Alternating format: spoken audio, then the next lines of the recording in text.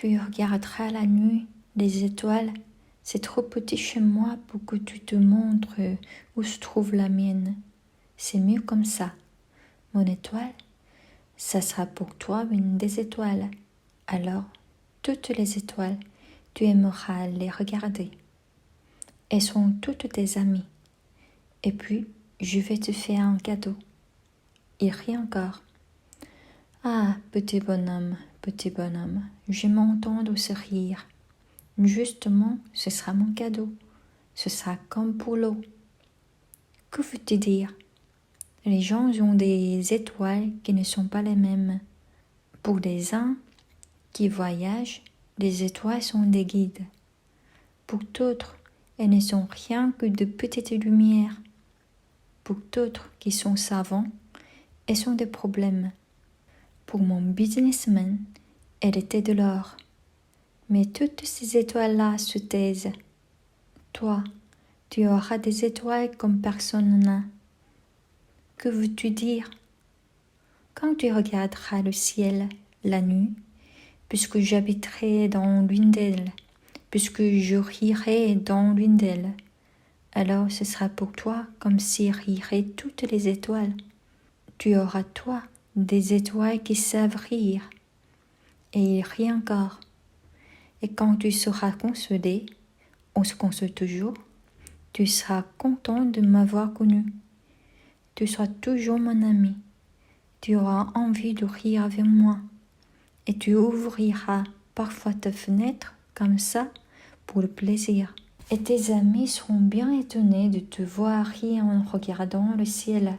Alors tu leur diras: oui, les étoiles, ça me fait toujours rire. Et ils te croiront fou. Je t'aurais joué un bien vilain tour. Et il rit encore. Ce sera comme si je t'avais donné, au lieu d'étoiles, des tas de petits grelots qui savent rire. Et il rit encore, puis il redevient sérieux. Cette nuit, tu sais, ne viens pas. Je ne te quitterai pas. J'aurai l'air d'avoir mal, j'aurai un peu l'air de mourir. C'est comme ça, ne viens pas voir ça, ce n'est pas la peine. Je ne te quitterai pas. Mais il était soucieux. Je te dis ça, c'est à cause aussi du serpent. Il ne faut pas qu'il te morde. Les serpents, c'est méchant. Ça peut mordre pour le plaisir. Je ne te quitterai pas. Mais quelque chose le rassura. C'est vrai qu'ils n'ont plus de venin pour la seconde morsure. Cette nuit-là, je ne le vis pas se mettre en route. Il s'était évadé sans bruit. Quand je réussis à le rejoindre, il marchait décidé d'un pas rapide. Il me dit seulement: ah, tu es là. Et il me prit par la main. Mais il se tourmentait encore. Tu as eu tort, tu auras de la peine.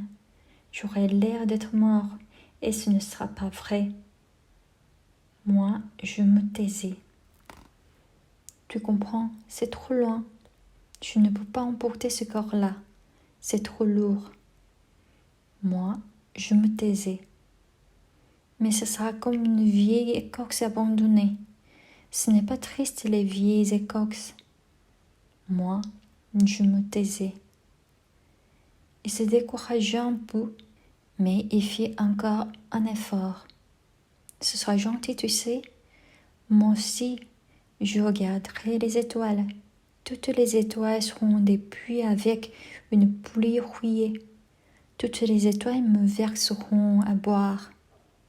Moi, je me taisais. Ce sera tellement amusant. Tu auras 500 millions de grelots. J'aurai 500 millions de fontaines. Et il se tut aussi parce qu'il pleurait. C'est là. Laisse-moi faire un pas tout seul. Et il s'assit parce qu'il avait peur. Il dit encore: tu sais, ma fleur, j'en suis responsable. Elle est tellement faible, elle est tellement naïve, et la quatre épées de rien du tout pour la protéger contre le monde. Moi, je m'assis parce que je ne pouvais plus me tenir debout. Il dit, voilà, c'est tout. Il hésita encore un peu, puis il se releva. Il fit un pas. Moi, je ne pouvais pas bouger. Il n'y eut rien qu'un éclair jaune près de sa cheville. Il demeura un instant immobile. Il ne cria pas. Il tomba doucement comme tombe un arbre. Ça ne fit même pas de bruit à cause du sable.